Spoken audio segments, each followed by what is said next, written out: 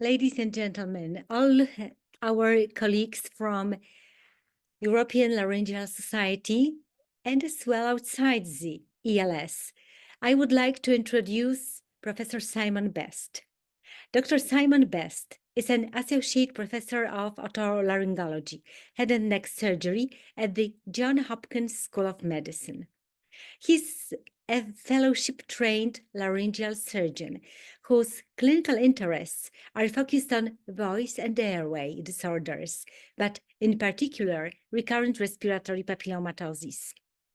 His laboratory has been founded by NH and focus on the immunobiology of recurrent respiratory papillomatosis and the development of novel immunotherapies to target the underlying viral infection. In particular, Professor Best long been an advocate for adjuvant therapies for RRPs, working with otolaryngologists, medical oncologists, and patients organization, the RRP Foundation, to educate patients and providers on non-surgical options for this chronic viral infection. And now his lecture will be, of course, on RRPs and adjuvant treatment. Please go on. The floor is yours. Thank you so much, and it's a wonderful honor to be able to present this to such a wonderful organization as the ELS, and it's a great honor having followed so many of my wonderful friends and colleagues over the years who've presented topics. And Margaret, I saw your lecture a few months ago on papilloma, and I watched Dr. Dickers in 2001. He had a wonderful lecture in the same format for laryngeal papilloma. So we're just continuing the great tradition that your organization has of an interest in this particular topic.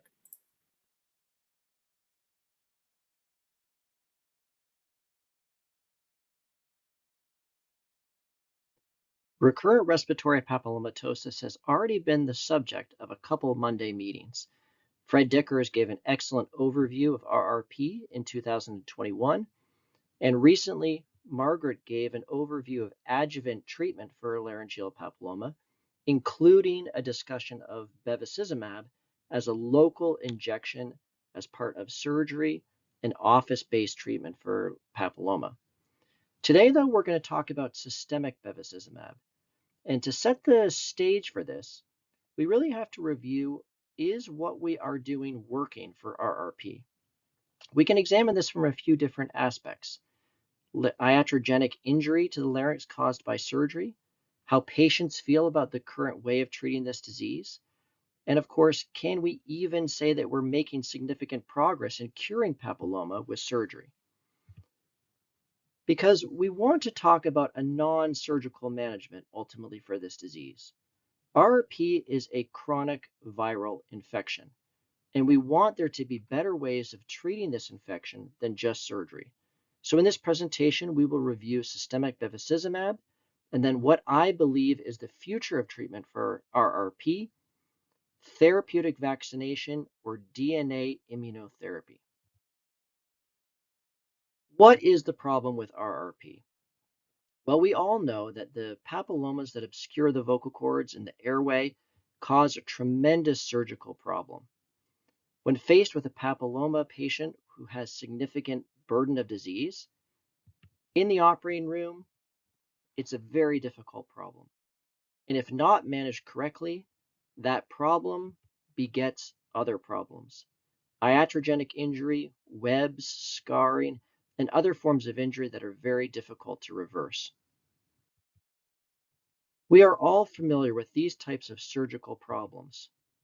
Supraglottic scar banding, interarytenoid adhesions, narrowed airway, glottic stenosis, posterior glottic stenosis from prior surgeries, and a larynx that's been significantly altered by the surgical interventions. Along with a number of my excellent colleagues at Johns Hopkins, we recently categorized and analyzed the rates and types of these injuries in a large cohort of patients with recurrent respiratory papillomatosis. We looked at a cohort of 199 patients with RRP followed at Johns Hopkins. We can see that there is a very high rate of iatrogenic laryngeal injury as a result of the surgeries for RRP. This includes anterior vocal cord webs, reduced vocal cord pliability and scar, which was assessed both on office stroboscopy as well as intraoperative findings, posterior glottic stenosis, subglottic stenosis, and other forms of vocal cord injury. Webs were one of the most common, occurring in up to 50% of patients. It would be no surprise to find out that these types of injuries correlate with the number of lifetime surgical interventions. If you've had less than 5 surgeries, your chance of iatrogenic laryngeal injury is still high, 44%. But as you get to more and more surgeries, by the time you have had 10 or more surgeries, there's a 97% chance of having permanent iatrogenic laryngeal injury. And again, this is from the surgeries. If we had a way of just waving a magic wand and making papilloma disappear, there would be no injury, because unlike cancer, papilloma is not invasive to the vocal cords. It does not cause scarring or webbing on its own. These are the results of the surgeries that we do. Everybody knows this. Everybody knows that it is the surgery that is destructive to the vocal cords, not the papilloma. And once the pliability is altered or stenosis has been created, it's very difficult to reverse. And of course, this is a truth that we all know, but we don't acknowledge because up until this point, there simply had not been any other option. It does very little good to publish how poor our surgical results are when surgery is the only option. Now, that doesn't mean that we want to be doing bad surgery. Of course, we all want to do the best surgery that we possibly could. So let's just pause for one quick moment to at least outline some surgical principles that are important in the treatment of laryngeal papilloma. First and foremost, it's acknowledging that this is not a cancer and that we want to remove the papilloma, but never deeper, particularly not into the underlying superficial lamina propria. We want to be in control of our instruments. Our laser on pulse mode with a wattage that allows for good depth control and precise removal. I perform saline infusions throughout the dissection in order to distend the superficial lamina propria and function as a heat sink for the laser. And then finally, we have to be very careful with the anterior commissure, which I approached through staged surgeries in order to prevent webbing. What do I mean by staging anterior commissure disease? Well, if you take a patient with papilloma wrapping around the anterior commissure, a laryngeal cord spreader is an excellent device to open up the anterior commissure and allow careful inspection of the papilloma in this critical area. I remove papilloma right to the midline, leaving nothing behind on one vocal cord, but respecting the midline and not transgressing at all over to the other side, and being careful that you don't generate too much heat to cause injury to that side as well.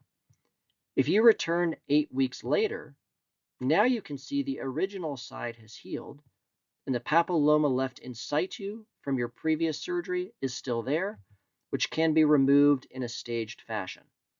By doing surgery in this staggered fashion, you avoid anterior commissure webbing. Now, what do patients experience in terms of the surgeries that we do? Well, it should be no surprise for those of us that treat these patients that they absolutely hate surgery. There's been multiple studies investigating the quality of life of patients with RRP, and we recently published a study extracting data from an international patient registry. From this study, it was clear that patients have a significant burden, both from their disease and from the surgeries that are required to clear the disease, in terms of permanent communication issues, financial toll, and even specifically rating surgical complications as a concern of theirs. It's not just the surgery, of course.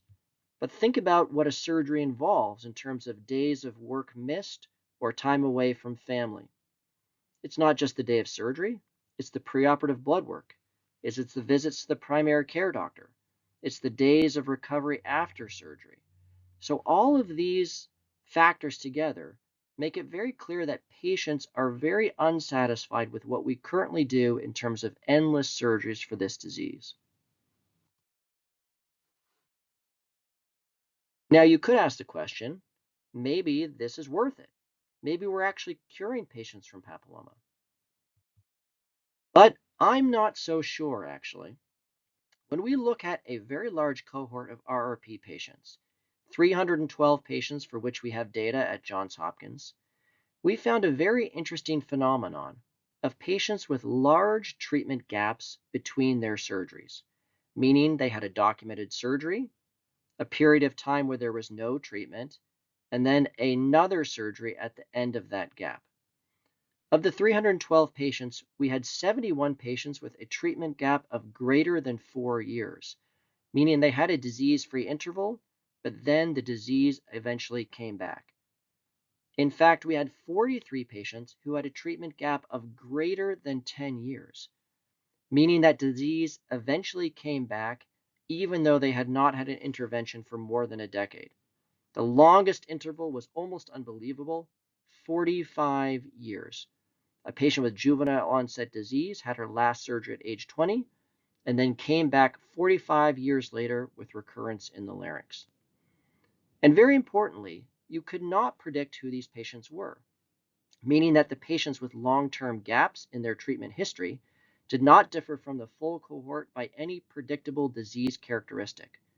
So even though we think patients may be quote unquote cured because we haven't seen them in a few years, that actually is no guarantee at all that the disease is not going to come back and that they're not going to require more treatment in the future. So the story so far seems quite pessimistic. We've seen that surgery is morbid with a very high degree of iatrogenic injury. Surgery takes an enormous toll on patients, financially, socially, physically. And then, of course, may not even be curative. Recurrence can be documented after decades of disease-free intervals. This is not a new discovery. Even in the 1800s, they knew that surgery was not the cure for this disease and that recurrence was the norm. But is there really any other option? Well, I think there is. Avastin, or bevacizumab, is a monoclonal antibody against VEGF, vascular endothelial growth factor. Papilloma is characterized by its highly angiogenic nature, the characteristic blood vessels that we see on endoscopy or in surgery. Judah Folkman was the researcher who came up with this concept of neovascularization in cancer and was the first to publish on this concept in RRP. There have been many basic science articles documenting VEGF in RRP, but I draw your attention to just one of our recent publications that show that both the factor and the receptor are present in papilloma that at a higher level in comparison to normal adjacent tissue. It's also been demonstrated that VEGF correlates with disease severity, measured as Derkay score, both when you measure serum VEGF levels as well as tissue VEGF levels. So this is an obvious target for RRP, not only as local injections into the tissue, as Margaret gave a presentation about, but also systemically. Well, here is a case of a 12-year-old boy with about 15 surgeries so far and the iatrogenic laryngeal web to go along with that. After just 3 infusions of systemic bevacizumab, without any surgeries, this is the larynx. This is a nice result, but I think most people would say this is achievable with surgery. Okay, so let's look at this case. Here we have a gentleman in his 40s, a slash tracheotomy waking up from a prior surgery for papilloma, and this is the larynx just 6 weeks after his last surgery. Now, with just IV Avastin, no surgery, this is him 2 years later. Now, this is certainly more impressive, but maybe you would say, well, we do have cases that look like this after surgery. Well, now take a look at this. This is the most severe manifestation of papilloma, tracheal and distal airway disease. This is truly beyond our ability to treat with surgery at this point. We just don't have the techniques, the lasers, anything to actually get down and clear the trachea. So here is that patient now, no surgery, just systemic bevacizumab. This is something that I think we just cannot do with surgery, and this is the new frontier of treating with papilloma, non-surgical management for this disease. We recently published our series at Johns Hopkins of 17 patients treated with systemic bevacizumab. These are the worst of the worst patients, and you can see in the pink bar here, they're pre-therapeutic interventions. This is before the start of therapeutic systemic bevacizumab. Very severe cases, all of them highly refractory to all other treatments so far. And then from the start of the initiation of bevacizumab, a dramatic reduction in their need for surgery. You can see that there are a few surgeries, though, that patients did need, and we'll touch base on why that could be as we started to taper out the treatment and stretch the intervals between infusions. Even in the most severe cases of papilloma, those with pulmonary involvement, we've seen at least stabilization, if not some improvement in some of these patients. Here's a series of 12 patients with pulmonary papillomatosis shared between Johns Hopkins and Emory. This is a combined series. The laryngeal and tracheal disease almost universally completely responds to systemic bevacizumab, whereas the pulmonary disease stabilizes or sometimes cavitates in response to the treatment, but not in everyone. And pulmonary papillomatosis is certainly an unmet need for our field that even systemic bevacizumab is not quite yet able to conquer. And our experience at Johns Hopkins is consistent with all the published reviews so far using systemic bevacizumab. Both in adults and in children, there is a dramatic response rate, far higher than any other treatment. In adults, 95% response rate, with more than half requiring no surgical interventions at all for papilloma during follow-up. And if you include our 17 patients, now the response rate is 97%. I have never seen someone not have a dramatic response to bevacizumab. The same is true in children, 100% response rate, and over half requiring no surgery at all since initiating treatment. These dramatic results have led a number of researchers from around the country and around the world to come together to publish a consensus statement on how exactly to administer this medication. This publication is treated as a real guideline, a how-to manual for how to consider, start, initiate, and continue bevacizumab in the most severe cases of RRP. This summary graphic really illustrates exactly how you go about doing it. And we'll break this down bit by bit as well as the reasons for why you need to continue the medication. So how do you give Avastin? Avastin is dosed at 10 milligrams per kilogram IV. This is the standard oncologic dosing, and the standard oncologic dosing is also to begin at every 3 weeks. So this is how we start. We first started to do the dose within a short period of time after an operative cleanup, essentially to give Avastin the best possible time to work. But as you've seen from those photos that I showed, in fact, actually, you don't even need to do that. It's actually possible to start bevacizumab with no cleanout required at all, and the disease will still respond. But for those patients with severe vocal cord scarring or airway obstruction or a high burden of disease, I don't think it is a bad idea to first take them to the operating room, clean up disease safely, and then start the Avastin soon after, which will lead to a very rapid response for any of the residual disease. Treatments are administered by medical oncology, and it's very important to have a good partner in medical oncology for this. Our treatments are done in infusion centers with a pregnancy test and renal function evaluation as part of the standard protocol. Then the idea is to taper the dosing to a steady state, stretching out the interval by 3 weeks between each infusion. So first at every 3 weeks, after a few doses, every 6 weeks, and every 9 weeks, with office bronchoscopy or laryngoscopy used to determine if its disease is still under control, and therefore can the interval be stretched.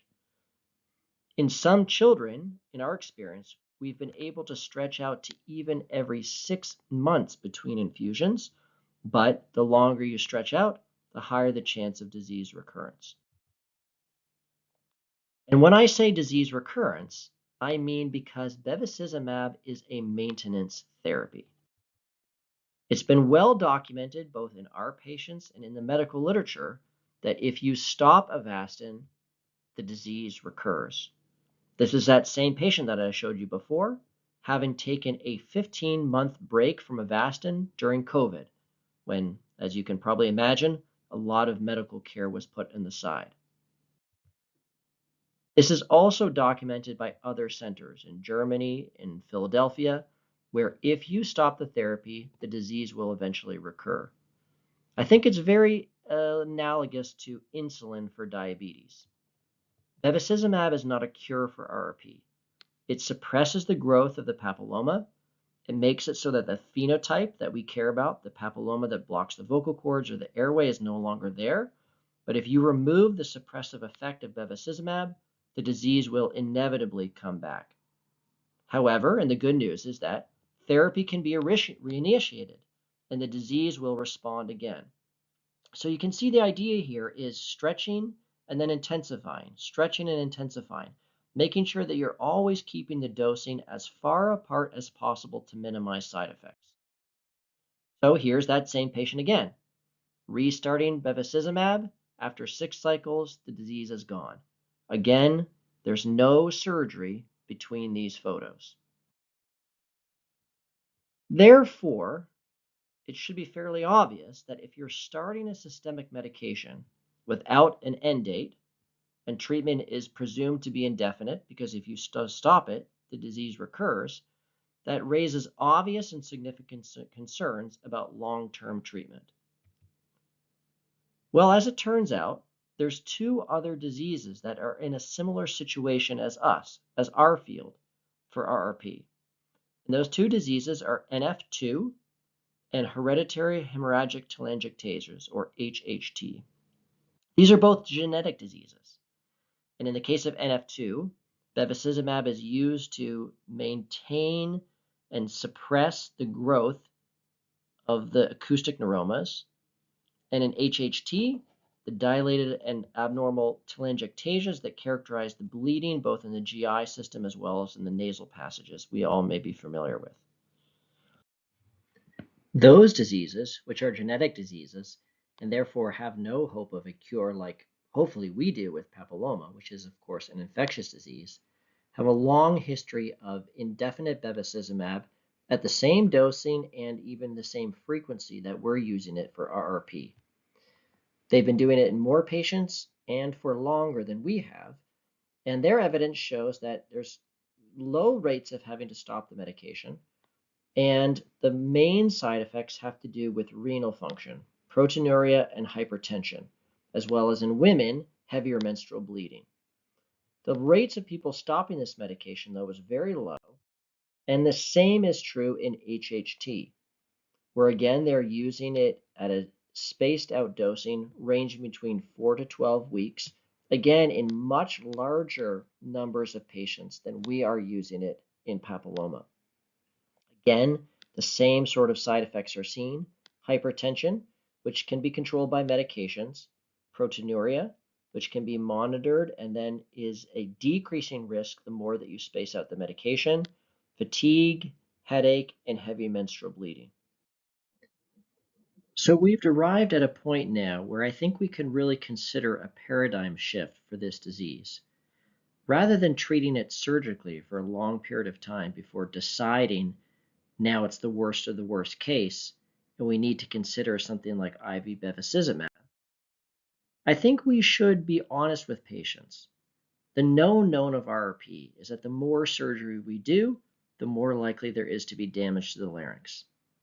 We have something that can help patients avoid surgery.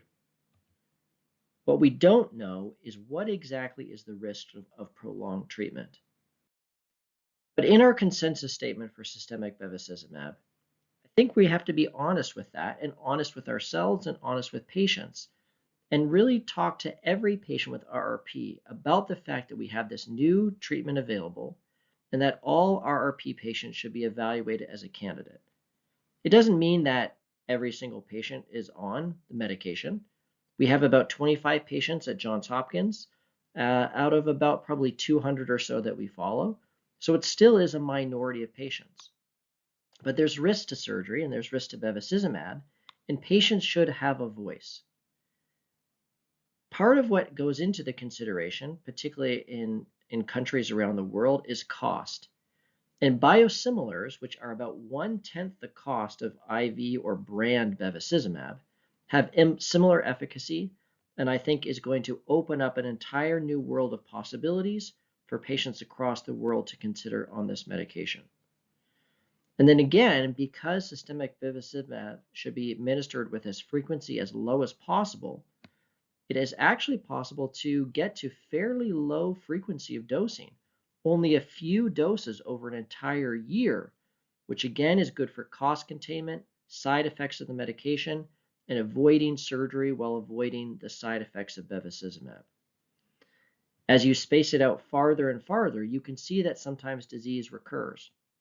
And early on in our experience, we would take those patients back to the operating room, clean them back out again, and then restart. Those are some of those dots that you saw on the graph of our patients. But we've learned that you can intensify the treatment again, and then disease does seem to respond. So we're learning how to use this medication and learning how to do it in the best way possible. But we know that it's not a cure. And that's the real downside to bevacizumab. But I always tell every patient when we're considering starting this medication, to start on this indefinite therapy is to be an optimist. It's to be a believer in progress. It's to be a believer in new treatments that could be coming around the road. And we are, I think, at the point where that's actually going to start to occur. Because RRP is a chronic viral infection. If there was some way to generate a T cell response that is the natural mechanism by which our body eliminates viruses, we could do that in RRP. Cytotoxic T cells are what clear virally infected cells, and RRP patients have an imbalance where they don't generate that cytotoxic T cell response. There are now 2 new treatments that are currently under trials and underway, considering by the FDA for possible approval even in 2025, that are designed to generate this exact cytotoxic T cell response. They are priming the immune system against the low-risk HPV 6 and 11, E6 and E7 in order to generate that T cell response. There's a company in Novio that has a DNA plasmid using electroporation for uptake into myocytes, and then Precigen, which is using a gorilla adenovirus vector, again for the same reason of delivering a payload that generates this specific immune response. There's extensive literature already on these treatments, and Johns Hopkins was a site for the Inovio trial. The NIH trial of Precigen was run by Dr. Clint Allen. The responses to these medications are not universal, but are very promising in some subset of responders. Similar to the graph that you saw of bevacizumab, to the left, we have the number of surgeries over the prior calendar year, and then to the right, the number of surgeries after initiation of the treatment. Surgery and surgery frequency is the readout that the FDA is using to evaluate efficacy of these treatments. And this is part because of the data that we've already discussed in this presentation. Surgery is what causes the problems. Surgery is what patients don't like. And surgery is a reasonable outcome from this disease. To decrease the numbers of surgeries is to have success, even if we don't completely eliminate the disease or make it so that patients never need surgery again. In addition to this, these trials are providing very valuable information about what makes a responder, and what makes an immune escape patient who doesn't respond, what classifies these two patients. There's different T cell markers, cytokines, and all different other factors that are going to lead to a whole nother era of discovery for this disease. Why some patients are responding and others don't, and then how we can further and specifically manipulate the immune system to convert those immune non-responders to responders. So putting it all together, what's my current approach for papilloma? Well, I always give patients a chance for surgical interventions without the need for adjuvant therapy. As we discussed, this is staged procedures to avoid anterior commissure webbing, repair of existing webs with local papilloma, which is a source of a whole other talk you consider for how to try to repair some of these injuries. And then if there's recurrence within 6 months after my surgeries, then a trial of a series of intralesional Avastin injections, which can be done both in the operating room and in clinic. But I have a low threshold at this point now, and honestly, getting lower and lower to proceed with systemic bevacizumab. As I said, we have about 25 patients on this treatment now, and the disease severity in terms of what was required to be on this medication is becoming less and less. Now, if you have tracheal disease or pulmonary disease, I think it's an obvious one, although I'm not talking about minor tracheal disease, which can sometimes be handled surgically. But certainly if there's pre-existing vocal cord scar and stenosis that makes airway problems occur with even mild papilloma growth, that could be another indication above and beyond I think the stronger indication, which is more than 2 or 3 surgeries per year. I do think, though, that the effectiveness of bevacizumab is going to lead to a radically new approach for this disease. We know that it's not a surgical disease. We know that there should be a better way to deal with the chronic viral infection. So I think the future for this disease is a biopsy which confirms the diagnosis, HPV testing to confirm, because of course these new DNA immunotherapies are targeting that virus, so we have to confirm that it's there. Then you can imagine a scenario where upfront induction Avastin is used to induce rapid clinical regression. Surgery is not even needed. After 3 doses of bevacizumab, there's going to be a dramatic reduction in the burden and bulk of papilloma without any need for surgery.